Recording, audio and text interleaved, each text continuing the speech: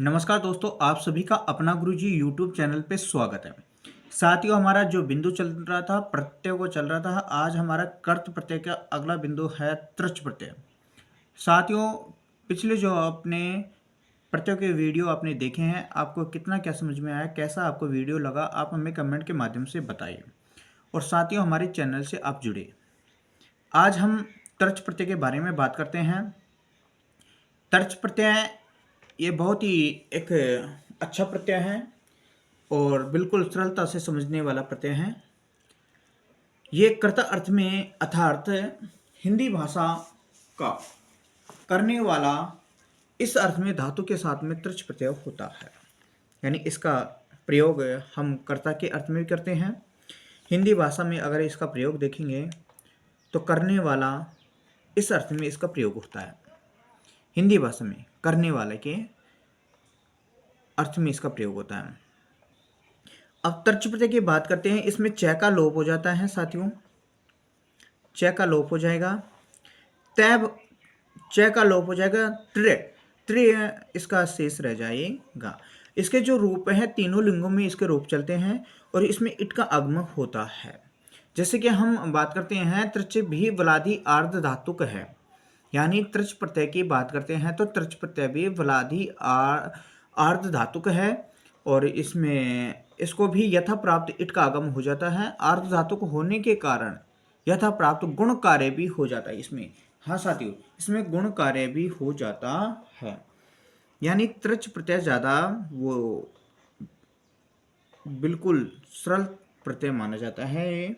आगे हम देखते हैं तृच प्रत्यय के बारे में। इसके उदाहरणों से हमें पता चलेगा। साथियों, ध्यान रखना, तृच प्रत्यय का हिंदी भाषा में करने वाले के अर्थ में होता है। इसमें च का लोप हो जाता है, त्रे शेष रहता है और इसके रूप तीनों लिंगों में चलते हैं, इट का आगम होता है और इसमें यथा प्राप्त गुण कार्य भी होता है। अब हम इसके जो रूप देखेंगे, यहाँ पुल्लिंग में ही इसके रूप देखेंगे साथियों।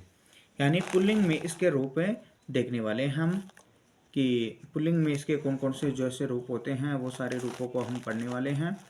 और आपको कितना क्या समझ में आ रहा है, आप कमेंट के माध्यम से हमें बताइए। साथियों, जो मेन चीज़ होती है पहचान, पहचान आपको ध्यान में रखनी है। पहचान इसमें त्रय होता है, त्रय, और इसके तीनों लिंगों में रूप चलते हैं, च का लोप हो जाता है। यानी इसमें सीधे शब्दों में हम कह सकते हैं अपनी भाषा में, यानी लास्ट में ता या आ की मात्रा होती है। जैसे कि हम उदाहरणों से पता चलाएंगे। जैसे यहाँ हम धातु ले लेते हैं पठ धातु, पठ धातु का अर्थ होता है पढ़ना। यहाँ प्रत्यय लेते हैं हम तृच प्रत्यय, तृच प्रत्यय ले लेते हैं।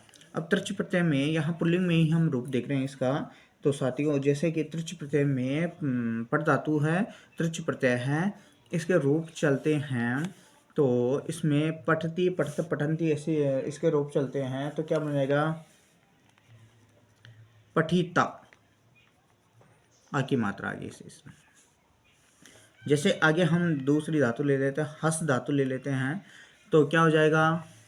तर्च प्रत्यय लेंगे, हसीता, हस्ती आता है। जैसे और धातु ले लेते हैं हम, रक्ष धातु ले लेते हैं, रक्ष, तर्च प्रत्यय ले लेते हैं तो ता आ जाएगा, रक्षिता। चल धातु लेंगे हम तो ता जोड़ देंगे तो क्या बन जाएगा? चलिता।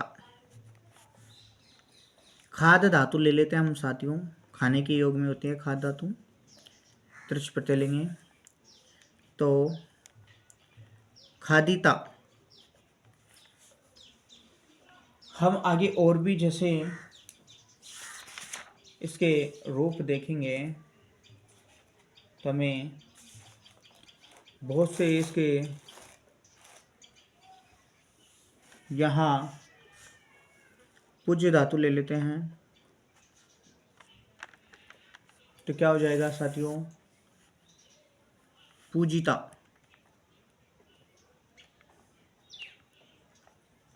तो आ गया ना।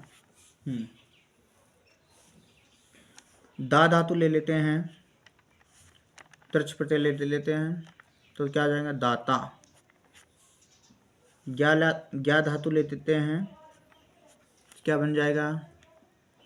ज्ञाता। और भी जैसे इसके उदाहरण ले लेते हैं हम। पा धातु ले लेते हैं तो क्या बन जाएगा? पाता।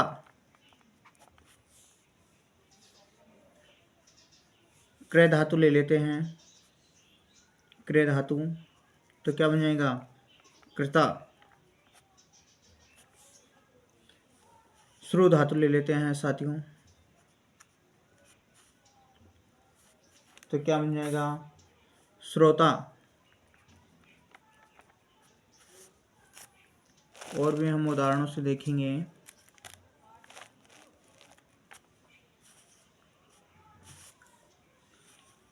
नी धातु ले लेते हैं, नी, तो क्या बनेगा? नेता। क्या बन जाएगा? नेता। भ्रह धातु ले लेंगे, भ्रह। बताइए साथियों, आप बताइए कमेंट में क्या बनेगा? भ्रह धातु का क्या बनेगा? भ्रता।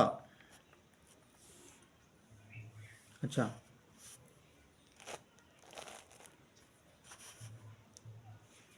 हम और भी धातु लेते हैं, जैसे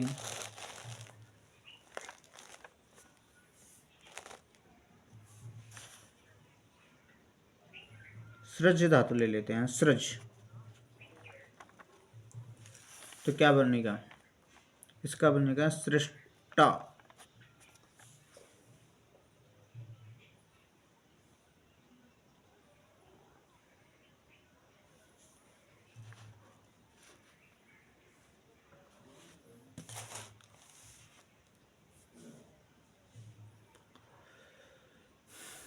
और भी इसका अपन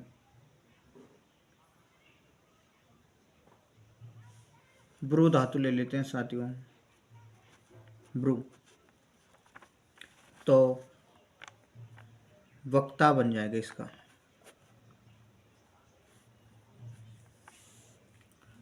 क्या बन जाएगा? वक्ता।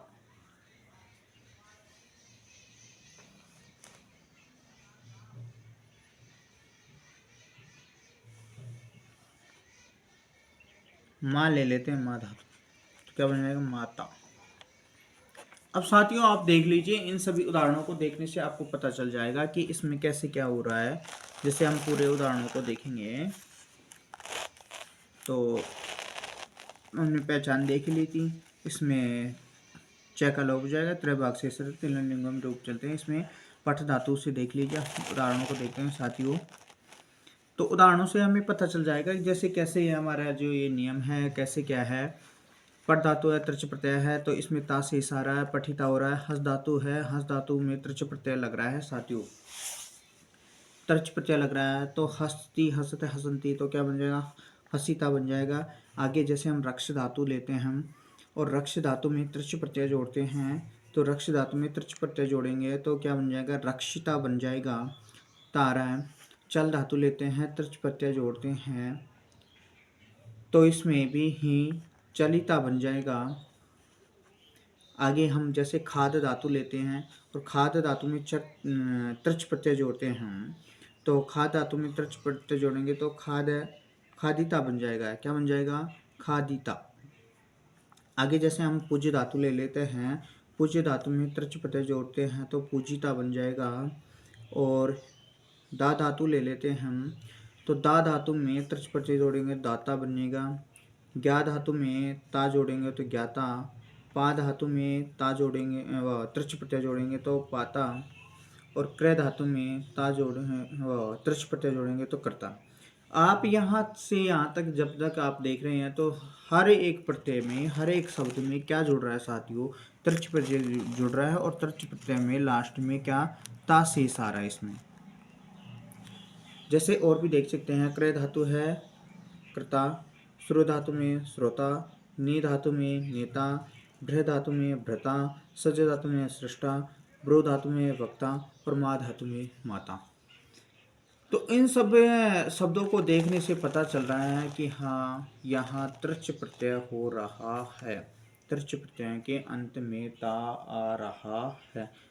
यानी पठिता, हसिता, रक्षिता, चलिता, खादिता, पूजिता, दाता, ज्ञाता, पाता, कर्ता, श्रोता, नेता, भ्रता, सृष्टा, वक्ता और माता, इन सब शब्दों को पढ़ने से पता चल रहा है कि यहाँ तृच प्रत्यय हो रहा है। तो साथियों, मिलते हैं अगले वीडियो में। वंदे मातरम। जय हिंद।